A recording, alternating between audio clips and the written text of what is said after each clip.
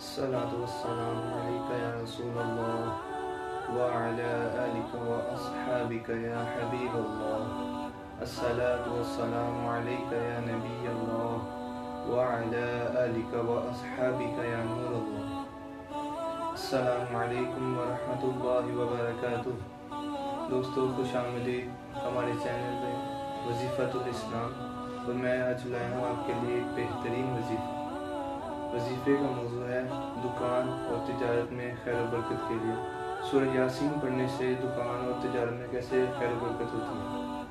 سورہ یاسین قرآن مجید کا دل ہے کیونکہ اس کے فیض و برکات بے پناہ ہیں.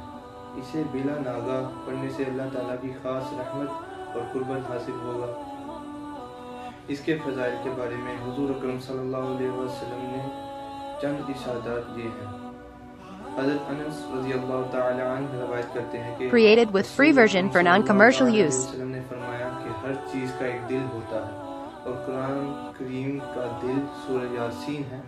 اس سورت کی تلاوت کرنے والے کو 10 مرتبہ قرآن کریم کی تلاوت کرنے کا اجر ملتا ہے. دوستو یہ تھی حدیث شریف. آئے چلتے ہیں وظیفے کی طرف.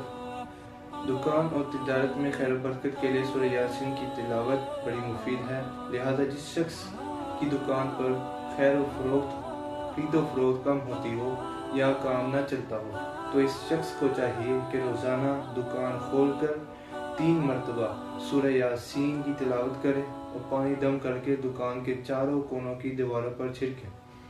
اللہ کی مہربانی سے دکان خوب چلے گی اور اس عمل کو 4 ماہ تک جاری رکھنا ہے. دوستو یہ تھی آج کی ہماری ویڈیو.